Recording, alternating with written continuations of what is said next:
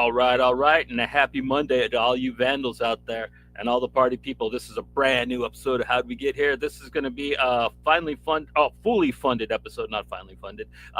We mean to do more of these. But we kind of get bowed up with other stuff. But we're going to try to do more in the near future. We might kind of do retrospective ones from Kickstarters that we've done. It's kind of like a hot flash, but these are for like our buddies that had campaigns in the recent past. But Joe, it's your turn, man. What do you got to say? Oh shit, that's true. It's been a little while, you know. Yeah. This episode, this episode's brought to you in collaboration with Power Pulp. Comic stories for your third eye. Go to powerpulpcomics.com to get a cool selection of indie comics, man. It's your one-stop shop for indie comics. They also have a Discord, which definitely some interesting conversations going on this week. So, man, if ever you want to just shoot the shit about comics, you know, without all the static and the noise of social media, go over to the Discord and, you know, just talk with comic lovers, creators. It's a good time. Get a lot of pro tips, man. Like the what's the section called where you talked about how to actually draw comics, where like you tools. Yeah, the tools and stuff. It's so helpful. They'll talk you out about into how to do using halftones and stuff like that. It's so cool. You got like Tony Farrell and Chris Anderson and them guys just kind of like legitimately giving you real advice about that shit. It's really rad. Mm-hmm. I'll drop the Discord in the chats or the link. Where is it? I'll find it. Here it is. Yeah, I'll copy paste that and I'll drop it in there for if people want to go and check that out. So I'll just do that momentarily. Yeah. Right. And it's been a little while since we talked. I mean, like the last episode was with Frank. That was Wednesday, I think. Last Wednesday? Yeah. Sounds about right. Or Tuesday? Wednesday, Tuesday? Yeah, something like that. Yeah, we were kind of planning on doing this on Saturday. It just didn't work out for either of us. But hey, man, I'm happy we're doing it today. We got 3 really cool books, like that. 2 of them like haven't been released physically, but like we just had to talk about them because they're so rad. And one of them, I think, the first issue is about to come out. I don't know if you can get the 0 issue in stores. I'm not sure. I don't know how that. Well, all right. So you said you wanted to do a check-in though first, right? Yeah, we're gonna do a check-in first. Okay. So you and I kind of have the same one. Go ahead and throw it up, man. Like this is finally out. I've been waiting like 20-something years for this. Paul Pope's THB. This is the first book. This is basically issues 1 through 4 of the original run. A little bit edited. He kind of like streamlined it a little bit, but not too much. He kind of modified the introduction of the book a bit. But look at that spot gloss on the cover. Look at HR's eyes. Oh, dude, it's a gorgeous little soft cover. 1 of 3. They're going to split it up into 3 editions. I think the next one comes out in June, right? I don't know. I haven't seen the pre-order up for it. So on Amazon, it was saying I think it comes out in June. Okay, I didn't go check. So, and it's going to actually have THB himself on the cover, and we'll probably do an episode on that. I don't know, sometime in the near future because we're not really booked up right now, which is cool. We're having a good time. We're just going to be cruising for a little bit.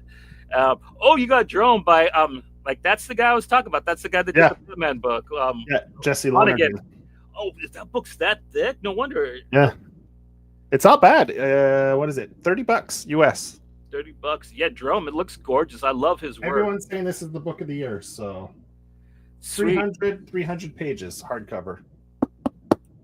We got Stingray in the house. What's up, buddy? Best book of the year. Yeah, that's what I was just saying. That's what everybody's been saying. So, I mean, I'll have to get a copy then. Damn. We tend to be slight contrarians here, so we might read and be like, "Fuck all y'all." We don't. It's overhyped, but I don't know. Johnny, you read some of his other stuff, and I really, dude, like his We Ride at Night was like the best bootleg Batman comic I've read. But I haven't read Mahdi's yet. Mahdi's is still forthcoming, but I've read quite a few bootleg Batman books, but We Ride at Night by Jesse Lonergan is just fucking amazing. Like Why did you put an order in at Zuper? Superhero. It's up now. The Batman's available. It's not in pre-order anymore. He actually has it. Okay, well then I'll have to actually order because I want to get that and Chimera Chronicles 2 when That's just pre-order. That's not. that's just pre-order. Okay, then I'll probably order both of them when that's out. I'll get that and the the three. Yeah. Oh, speaking of Zuper, if people read digitally, he has a Black Friday deal. All digital comics, $1 with his code. If you go find him on Instagram, he made a post with the code. So if you go find that, you punch in the code, and you could buy all the digital copies for $1 each. What's that one? The vignettes that he's got, Vengeance vignettes, or Vendetta. Vendetta vignettes. Yeah, that's the other one that I'm probably gonna get. Like, well, I just put an order in. I got that's coming.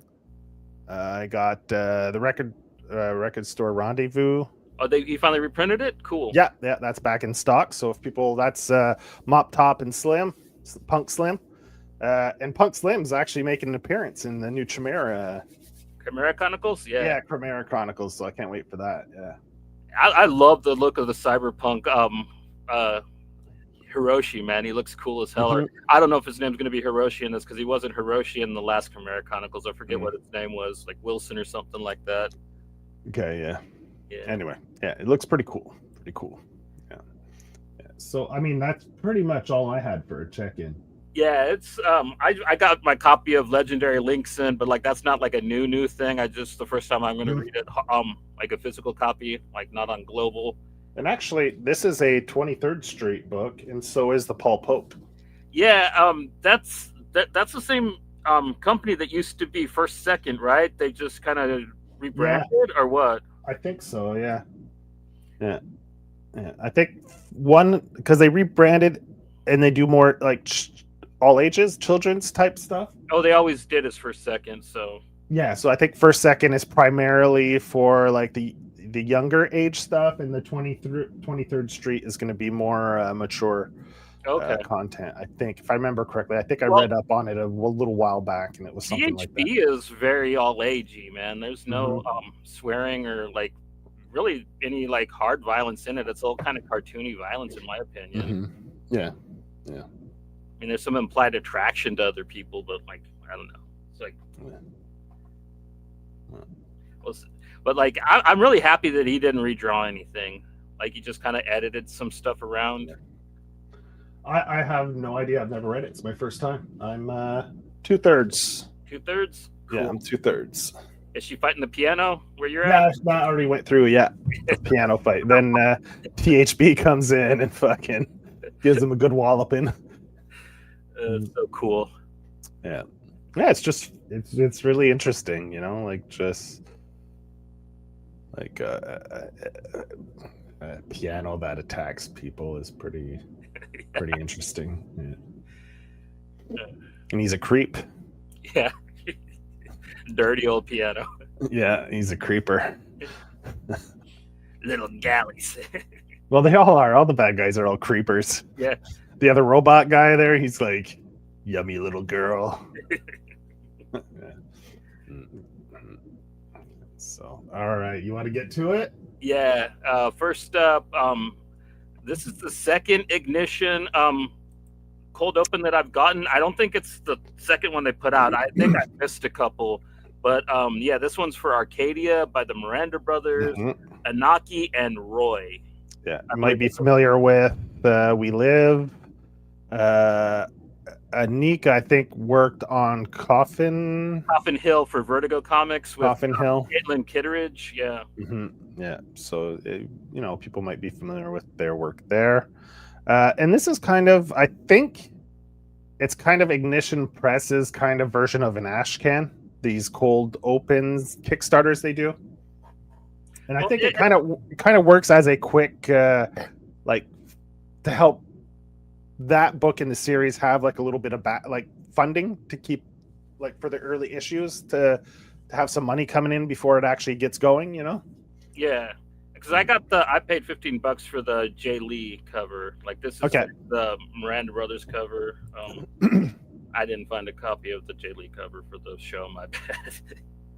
Oh, okay. Really quick. And did that already come in, or is it you just got the digital? No, I already got my physical copy too. Okay, so they send it. They're pretty pretty thorough about sending the physical and the digital at the same time, I think. Yeah, I think I got them on the same day. Yeah, because I think the same thing happened with the Murder Podcast one as well.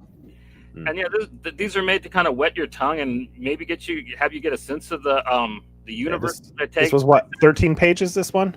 Yeah. This one, not so good as Murder Podcast. This one's kind of more like a big Michael Bay movie action set piece where like these guys are going in and they're rescuing people from like these mech suit type things, and they're saying that we are the ones that we save. Yeah, and it's very Matrix like, where they save them from.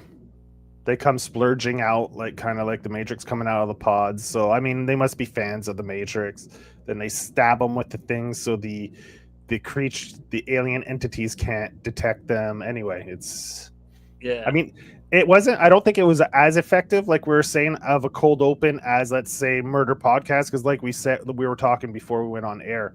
Murder Podcast is a much simpler concept at its core. Is people listen to the podcast, makes them murder, right? So that was so easy to communicate in like a 10-pager, right? And I think this one is a much more sprawling kind of story, like it's probably way bigger, high concept of an idea. So it's a little harder to get across in like a 13-page comic.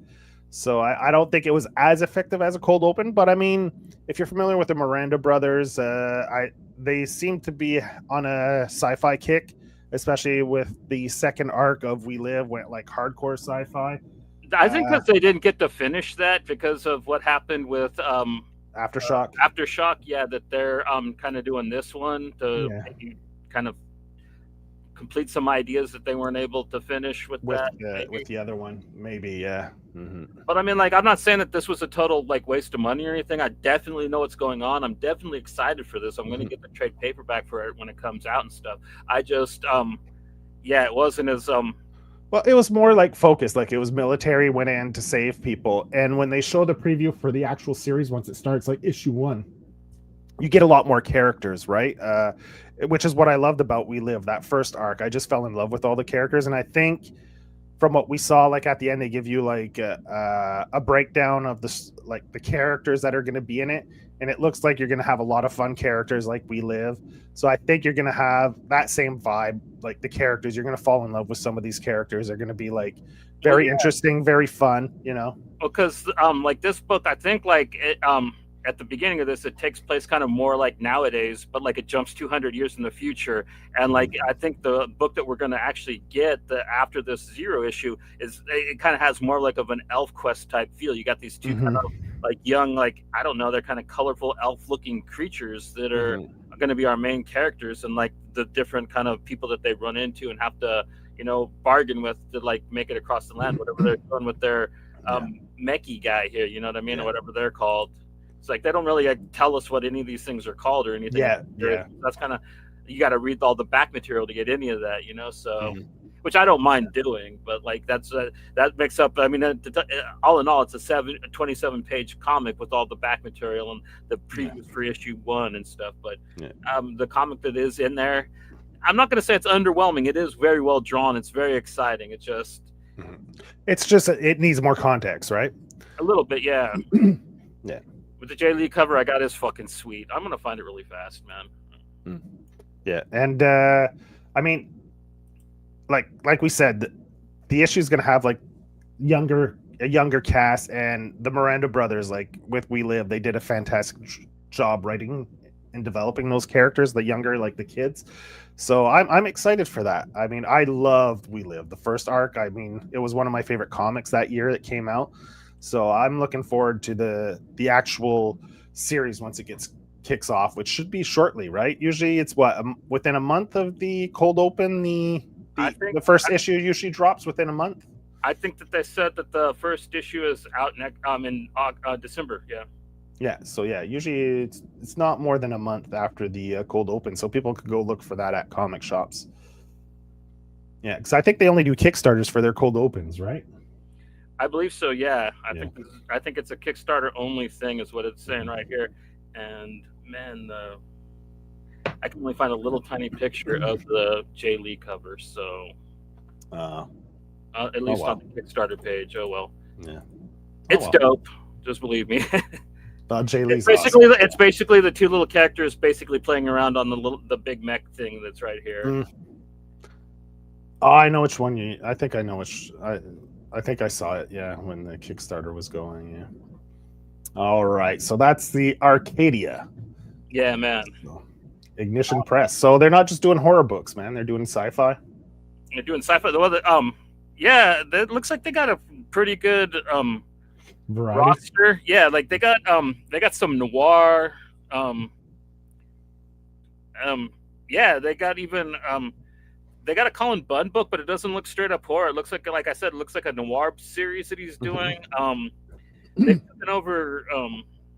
I mean, noir could easily lean towards the horror as well. So Jeremy Hounds brought over his book, The Beauty. I never really counted that as a horror. It's kind of more of like a thriller type thing. Thriller? Like maybe a touch of horror in it with. Yeah. And then there's a few that I'm not sure about. Those are the ones that I think that maybe they had 0 issues on Kickstarter that I missed. But like, yeah, everything looks really cool on Ignition Press. In my opinion, it's a neat little boutique label. Yeah. All right. So next up, which one you want to talk about, man? We're gonna go with super exciting, man. This book is so tight. There is no fat on this book. We're going with Incorporated #1 by Tino Travolta and Azoinab. I found this book on complete accident. I just followed this dude Azoinab on Instagram because he draws rad pictures of Daredevil pretty much. I didn't know he was like working on a comic book until one day he put up a thing saying he had something on Kickstarter, and damn, did it look cool. And I didn't know it was going to come out so fast. Like, he had the PDF for this out really quick, and it's cool, man. Like, it's like Berserk kind of, but like, yeah, like the sword, like he just it's a mix. It's a mixed bag of different influences, I'd say. But the thing I love best about it is it doesn't bog down with the origin story or anything. Like this first issue kind of goes where like a third or fourth issue would go in a normal. But arc. It does it in a way that's not rushed, organic. Yeah. Like, it doesn't feel like you're missing something. It feels you don't feel lost ever while reading it. And like the interactions with his old crew kind of reveal slowly kind of what they were, what they do. I mean, it's really well done. I think it's well written and the art is fantastic. I mean, yeah, I didn't see a credit for an editor. So like, I just think that this kid, Tito Travolta, is just this type of a writer off rip. And like, goddamn, watch out for this kid, man. Like, if he keeps writing this tight, like, goddamn. And like Azoid, I mean, if you like, I'm not gonna say these are his influences, but it definitely has some John Romita Jr., some Frank Miller, and some old early '90s Bill Sikowitz. Because Bill he had this style for when he did covers of this very deliberate line. If you go check Uncanny X-Men Annual #6 with Storm on the cover, I should have got the picture and brought it up. And his line work in this, a lot of the pages are really reminiscent of that old Bill. Like, he was doing this style. It was less. It was a lot tighter. Then the line work is very similar to what I see on there. So it seems like a combination of those three influences in this book.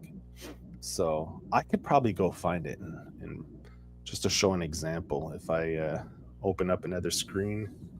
But as far as I know, this is these kids' first comic book, and like, oh, dude, it puts so many pros to shame, dude. And like, as far as I know, Azoinab's only 21, according to his Instagram. Like, dude, if this is their starting point, like, fuck, watch out for these kids, man. Yeah. Now here it is. Now, if I could just do a screen share, right?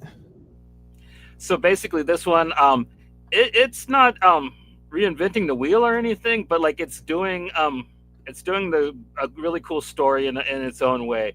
Basically, like Adel is like this super soldier that found out that like he was working for the bad guy, and he decided to go rogue, and his old buddies was kind of like stayed behind and like is now training the young bucks, and like he realizes that he's just a lapdog and stuff. So like Mhm. Adol goes and tries to talk to him, and like it's neat, man. Like I don't want to spoil everything for you because I'm pretty sure that this is going to be available after the Kickstarter copies come out.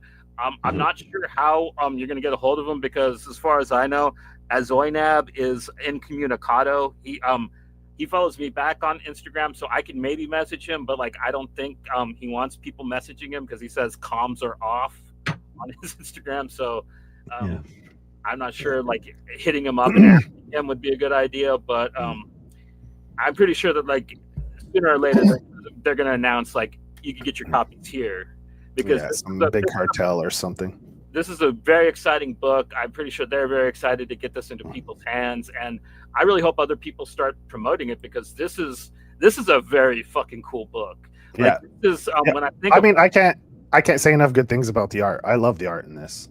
and when oh dude, like what about this page when he's going down Yeah. the escape? Like Yeah, so good. Like, I mean, people fans of Kick-Ass will dig it because it's got that action, like that bloody action, like in a Kick-Ass book with John Romita Jr. drawing.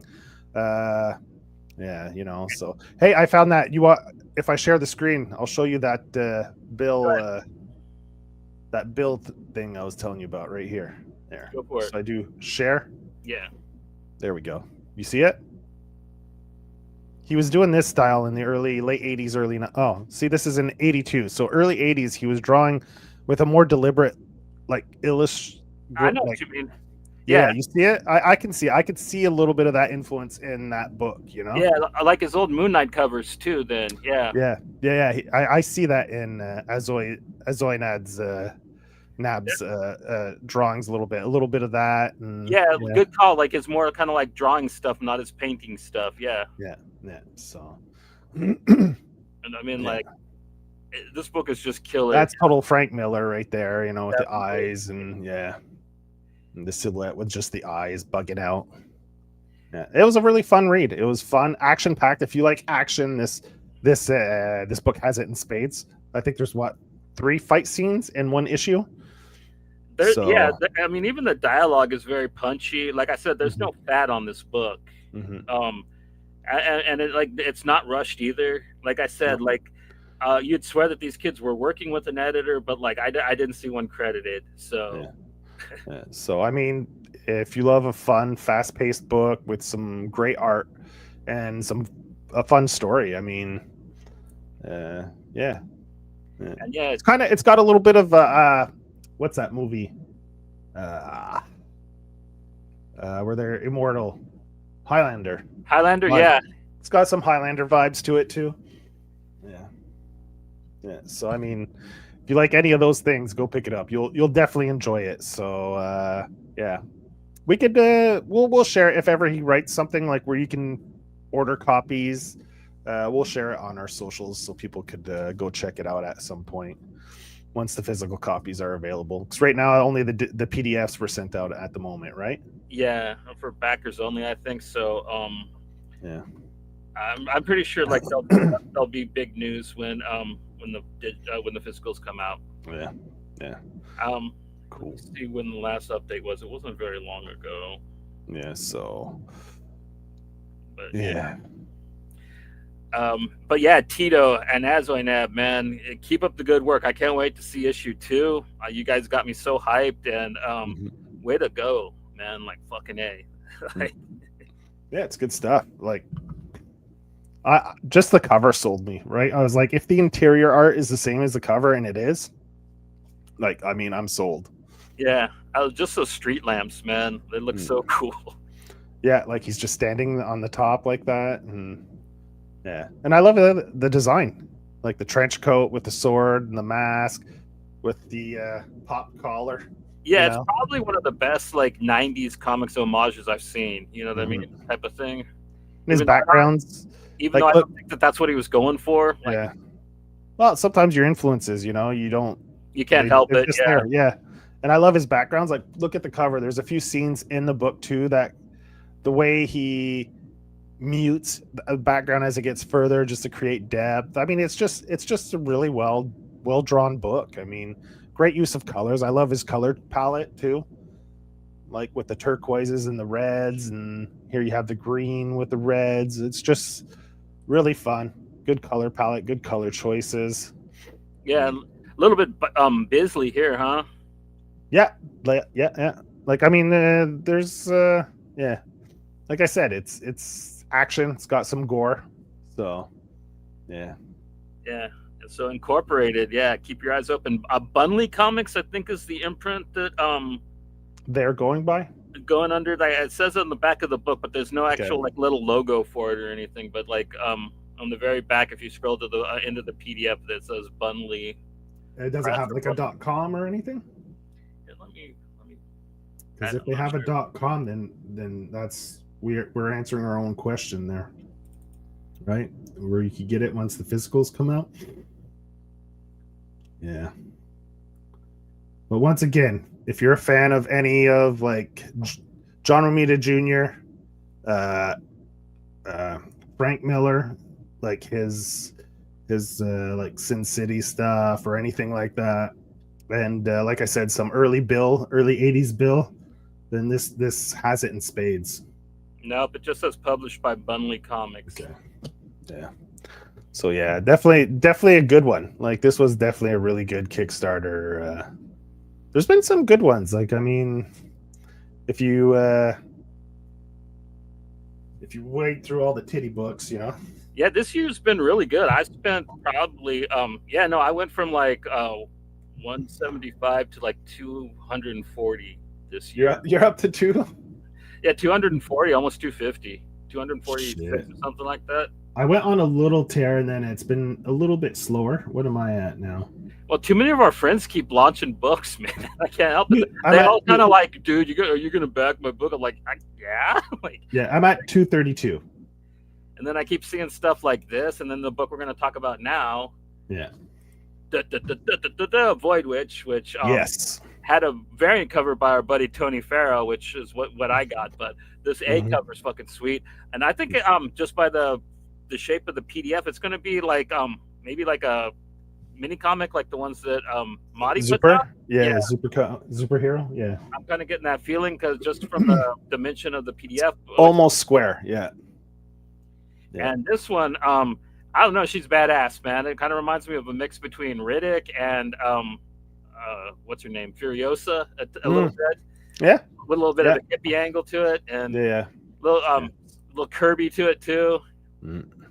Yeah, the crackle. Yeah, and this is done by Gideon Birmingham, and he's a talented little guy too. I'm not sure how old he is. Birmingham, okay. Yeah, I thought Birmingham, and I was trying to find social, so I'm like, the fuck? Then I went and looked. I said, oh, it's Birmingham, and I kept writing Birmingham. Okay. Yeah, I thought I did the same mistake. Yeah. Sorry, brah. And like, it's pretty cool. He kind of plays with, the conventional witch type stuff. Like his witch hunters are very terrifying. I love their masks, man. Yeah, it's cool with like the breathing apparatus or whatever with the cone hoods. Yeah, they got a very menacing look to them, and like that's such a great panel. The three of them lined up like that. Yeah, I love that panel. I love the look of this book, man. I'm not sure. You know what? I have one small gripe with it. What's that? About but it's a thing I love about it, but it's also just a small tweak. Is the diamond print texture, like the newsprint texture that it has, maybe reduce it because you can change the size, kind of. Yeah. How strong? Maybe reduce it so it's finer. Because I find with some of the panels with smaller, like it works perfect when you have a bigger, like almost splash page or a third pan, like when it's a 3-panel page. But when you get into smaller panels where the drawings are smaller, I find it gets muddied just a little bit. It muddies the image a little bit. So I think if you played with that, maybe just made it just a little finer, then it when you get to the panels with smaller drawings in it, you won't lose it as much. But it works excellent. Like that one with the guy after the plant starts taking him over. That it's beautiful. Like in the background right there. Yeah, it works perfect on a splash page like that. It's beautiful. It's like you can't ask for better. Like I mean, that's just breathtaking. That's an excellent splash page. Yeah, I really dug this comic. I like that Mhm. she uses like her witch powers to like Yeah, grow the witch finders into trees, so that, like the little fruit bat people she lives with can eat them. I thought that was like hella cool. yeah.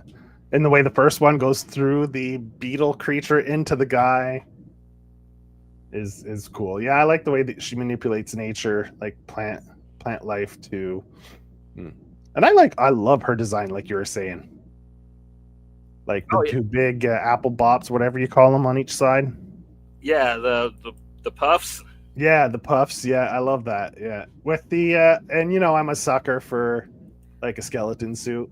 Yeah, I love the Carmen because she had like a skeleton suit. So you have this one with the little jacket. Oh, excuse me, with the jacket on top. It's pretty cool. Yeah. yeah, she's badass. Mm. Yeah.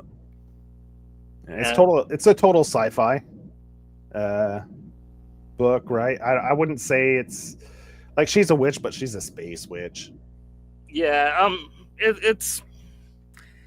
doesn't it doesn't really play with our morality system, to tell you the Mhm. truth. Like there are like witch finders in it, but like they don't necessarily have to be Catholic, you know what I mean? Mhm. Type of thing. Like, even though they do kind of come off that way with their faces Yeah. and stuff like that. So Yeah. I mean, you make Mhm. of it what you will, but like Yeah. there's no religious symbolism or symbology going on in here. Yeah. So Mm. yeah, I think it's just kind of a good, goofy, fun, like Mobius meets Yeah. Kirby style comic. I mean, like, yeah, it's kind of a meeting of Euro and American, kind of cosmic sci-fi, which I think is fun because Mhm. it is kind of a meeting of the two. Maybe a little Bilal in there too, because like she's basically gonna being blackmailed into like having to go into like this flying pyramid that only she Yeah. can go to because of her the way that her magic works. Pretty much. Works. Yeah. That's where that pudgy guy comes in. Yeah. He was being too nice, right? You're like, he's gonna end up being a jerk for sure, and he was. Yeah.